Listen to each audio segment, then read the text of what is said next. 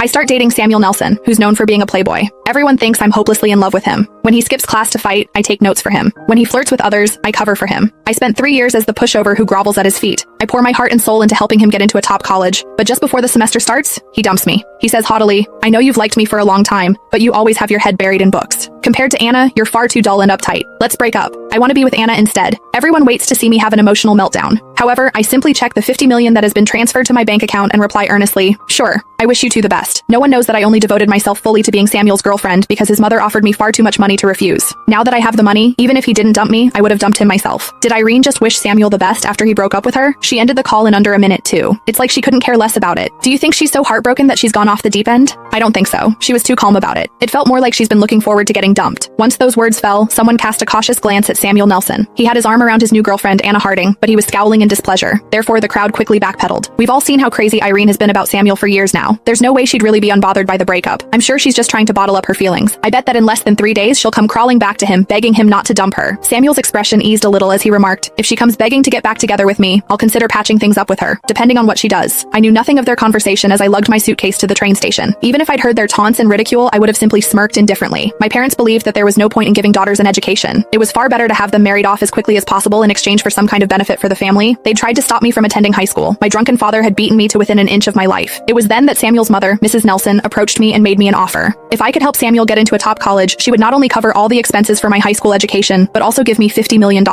Had it not been for that, I would never have latched myself onto Samuel, who was famous for being the hottest guy in school, but also the one who should never be crossed. I wouldn't have let myself be at his beck and call, like the most loyal pushover. For 3 whole years, I did everything I could to turn the arrogant and defiant slacker into a high-achieving student who managed to earn a spot at a top college. Now that my mission was complete, I could finally leave with the money. I was nothing if not thrilled. During the 3 months of summer vacation, I got my foreign language certification and achieved intermediate proficiency in the Farvian language. I was able to successfully enroll in a college abroad. As I was about to board my flight to Bari in the country of Farvia, I got a message from Samuel, who seemed to want to mend our relationship. "Why did you block me everywhere? It's been an entire summer, Irene. Haven't you thrown your tantrum long enough? Even though Anna and I have gotten together, you and I can still be friends. Stop kicking up a fuss and unblock me." Every word dripped with his usual haughtiness. He seemed certain that I'd do what I'd done the last 3 years, that regardless of the ways he would willfully trample on my feelings, I would still obediently return to his side. I took out my SIM card and deftly broke it in half before tossing it into the trash can at the airport. With it, I discarded my unbearable past, which had been filled with schemes and humiliation. The plane soared through the sky, leaving all of my past behind. I started a new life in Bari with the $50 million from Mrs. Nelson. I chose to study at the top design academy. My days were filled with learning a new language, becoming familiar with a new culture, and balancing a heavy course load. Everything was a new challenge. But here, I didn't need to appeal to Samuel or a family that suffocated me. Instead, I was surrounded by my pencils, my sketches, and my dreams of the future. The years flew by in a blur. As a result of my hard work and talent, my jewelry designs began to shine at the major fashion week. I won several prestigious international awards.